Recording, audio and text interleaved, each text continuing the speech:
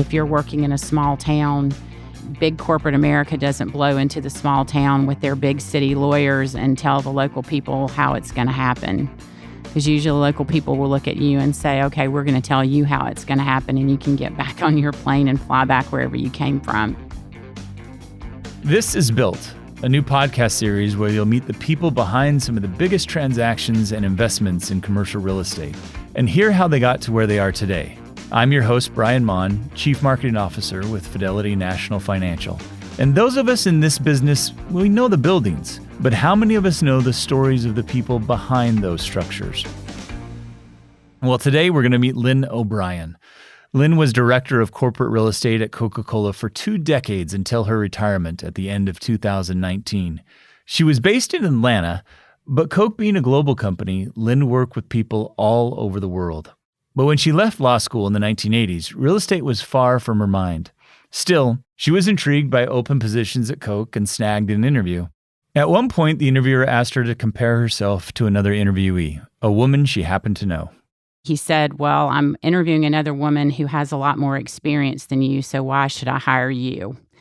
And it threw me for a second, but then I said, I know you had a lot of candidates for this job, and I said, I'm really good at what I do. I don't apologize for that. And I said, I must be really good because I said, if she's got a lot more experience, it's down to me and her. Then I said, I think my resume speaks for itself. And he's like, okay. Now, they hired her instead of me anyway, but that was okay. And it was a good thing because I don't think ultimately I was the right fit for that job. But then a week later, they called me back to interview for another job that was right down my alley based on my background because I have a science degree and it was in the patent and technology law group. So that was a slam dunk that I got that job. But it just kind of makes the point that you should never sell yourself short in an interview. Well, okay, so you've joined Coca-Cola and you're beginning your career in this great beverage company. How do you make that transition from your initial job into commercial real estate and directing Coca-Cola's real estate investments and real estate holdings? Well, one of the things that we also did in the patent group was we also did construction contracts. So I did my fair share of working on those types of contracts. And we had a separate real estate practice group, but it only had one lawyer in it. And when he elected to retire, the company decided that they didn't want to backfill that position.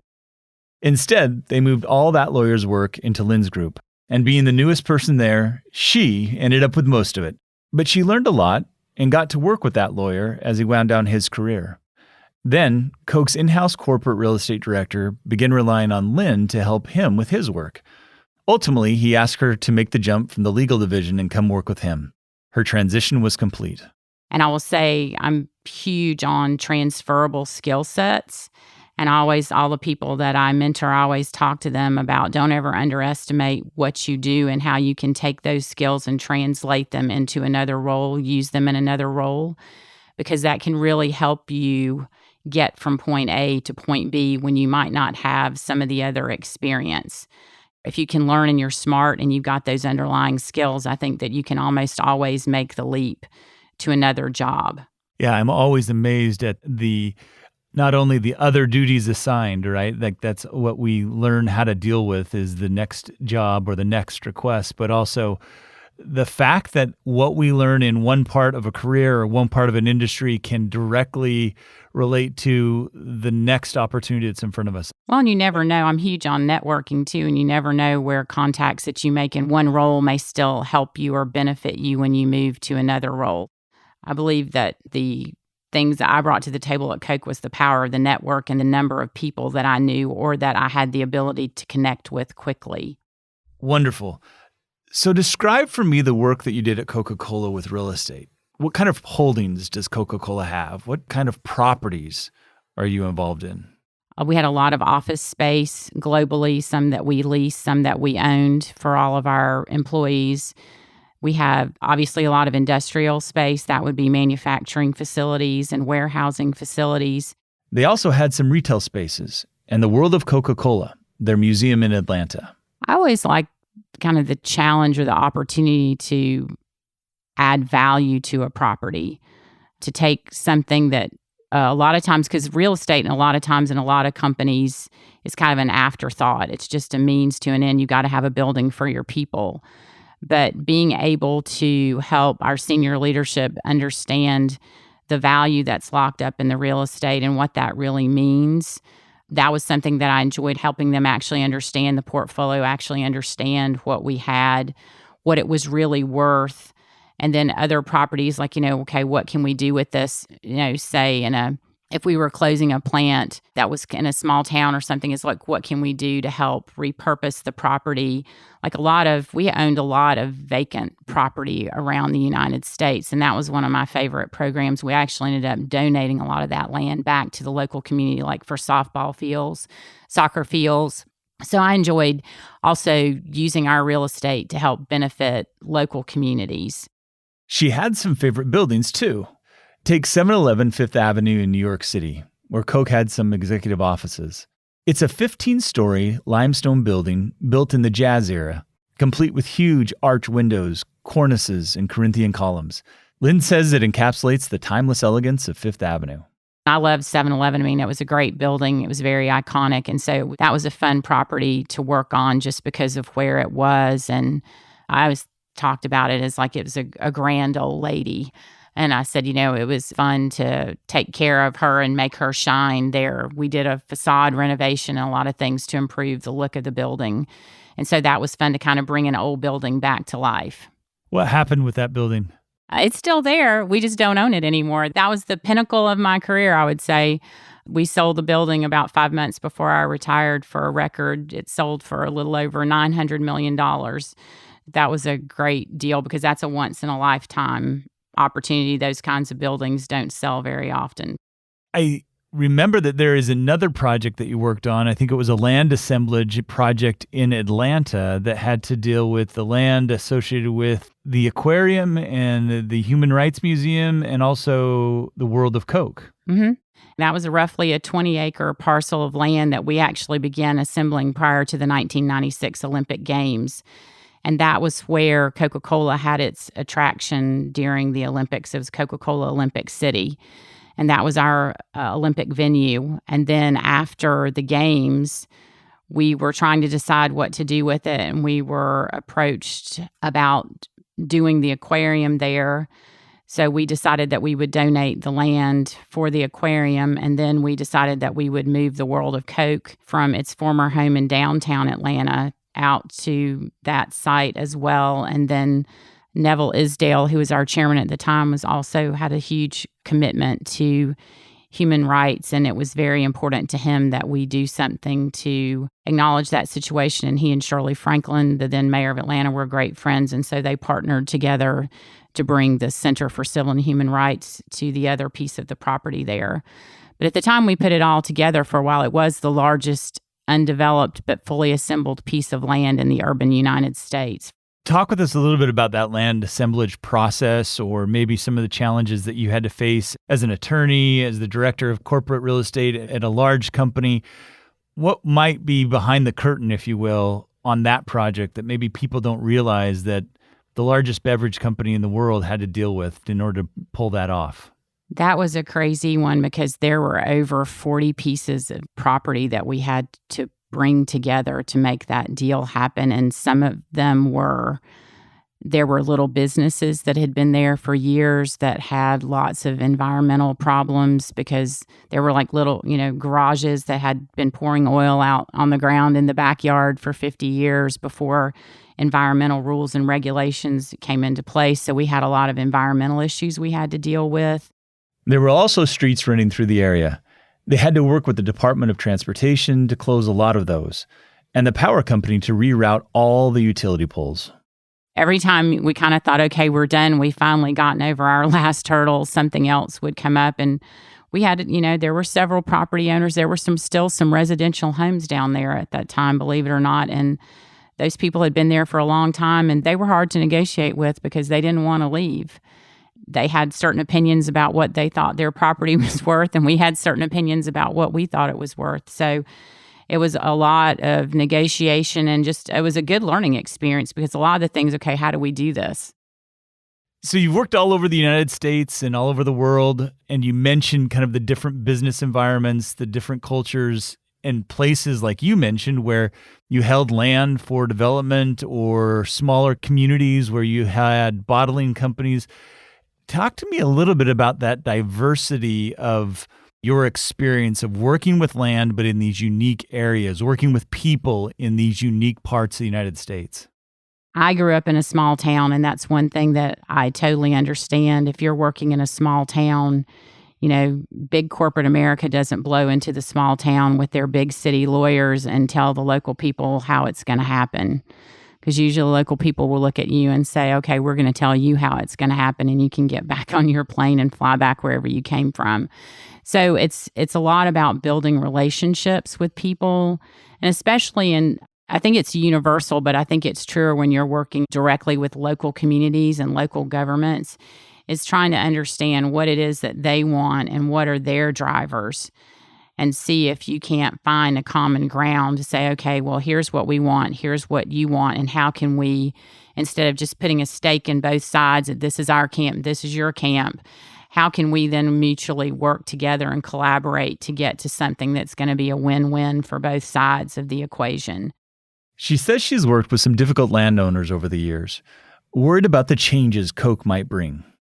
We would always try and hire local counsel wherever we went, because a lot of times they understood the local politics. They understood some of these people because, in some towns, there's always the same person that's always going to be the pot stirrer. It doesn't matter who's doing it. There's always the one person that's going to object to everything that anybody does, no matter what.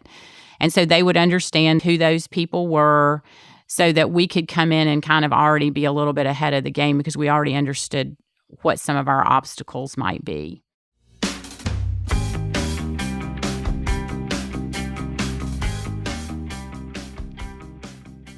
I knew Lynne felt strongly about mentorship and that she had plenty of career advice for younger people coming up in the industry. So I asked her to lay out some key points. I think one of the biggest things that I tell people is you have to understand your value proposition. You have to know what you bring to the table. And I've asked people that before, and they just look at me. And I'd say, well, if you don't know what value you add or what benefit you're going to be to me, then how am I supposed to figure it out? So the people that can come in and assess a job that they're interviewing for and say, okay, here's what I can do. Here's how I can hit the ground running, and here's how I can help you day one. I'm all about that. She's also a big fan of networking. She says meeting new people and keeping in touch with former colleagues will serve you well. The power of your network is huge. It allows you to get information quickly. And people also say information's just a commodity today. It's not as important as it used to be. I believe if you can go out and source information and you can find things out quickly and accurately, you're going to be super valuable to whoever you work for. Then there's communication. Lynne admits she worries about this.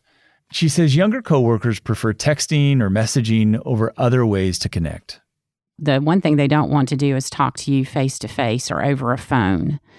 And a lot of times problems can be solved and avoided if you'll just pick up the phone and call somebody, because you can misunderstand a text, you can misunderstand an email.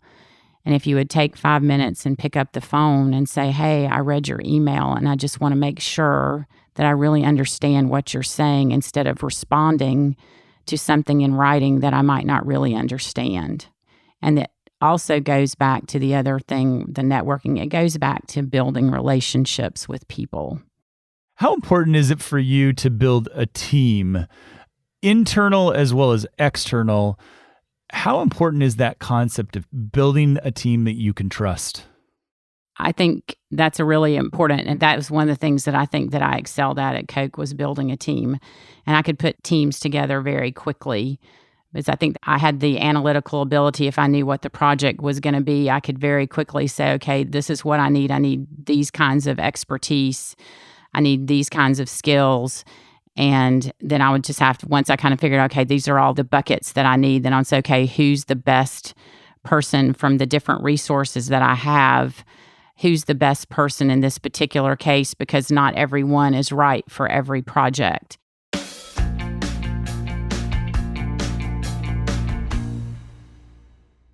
Getting back to the buildings themselves, the environment is on everyone's minds these days. I wondered what influence Lynne thought sustainability should have on corporate real estate as we go forward. I think it already has an important role, and companies have already acknowledged that. I mean, Coca-Cola has an environmental and sustainability program. mean, we certainly look when we're building buildings, we look to meet LEED certifications for those buildings. If we're renting space, we look to go into buildings that have LEED certifications. We look to try and manage responsibly, how we use water now, how we recycle water in our plants. The problem becomes, at some point, some of these things become cost prohibitive. So you also have to use some common sense about how can we do this in an environmentally friendly, sustainable manner and get a good return on the investment and not go build something that at the end of the day is not really going to help the environment that much, and it costs us a lot of money to build it. Plus, she says sustainability can come about in other ways. For instance, reusing buildings that were originally constructed for one purpose for something completely different. Like, whoever thought people would be going into these old industrial buildings and turning them to these super cool lofts and things where people live now, or repurposing these old buildings. So I think that the creative people are actually looking when they design and build buildings now. I think some of the smart designers, and I've seen a few, they're actually saying, okay, how might this building evolve over time? And could we take this building 10, 15, 20 years from now, if no one really wants to use it this way, could we design it so that now would be easier to turn it into something else and repurpose it a different way? People and buildings, they both need to evolve. And it kind of goes back to your first comment about transferable skills. As an individual, you have to build that capability to evolve within a changing industry or a changing career, and certainly in real estate. All right, a couple more quick questions. What is your favorite Coke beverage? That's easy. I'm a Coca-Cola Classic girl all the way. I like the real thing, the original. That's me. And favorite Coca-Cola commercial? I like to teach. That was my generation. I like to teach the world to sing, and I like Mean Joe Green. Those are probably my two favorite ones. I like to teach the world to sing with me. Although I do like the polar bears, I have to say, I've always liked the polar bears. Very good.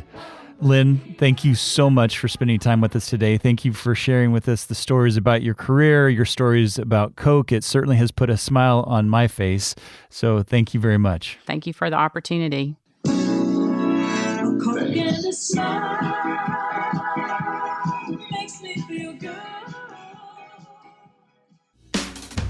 Thanks for listening to this episode of Built. We hope you enjoyed it. We'd love to hear your feedback, so email us at built@fnf.com. We'll be back in a couple of weeks with another show. Built is a co-production of Fidelity National Financial and PRX Productions. From FNF, our project is run by Annie Barteles. At PRX, our team is producer Ashley Milntite, senior producer Genevieve Sponsler, production assistant Courtney Florentine, and intern Claire Carlander. Audio mastering by Rebecca Seidel. The executive producer of PRX Productions is Jocelyn Gonzalez. I'm Brian Mon. Every story is unique, every property is individual, but we're all part of this built world.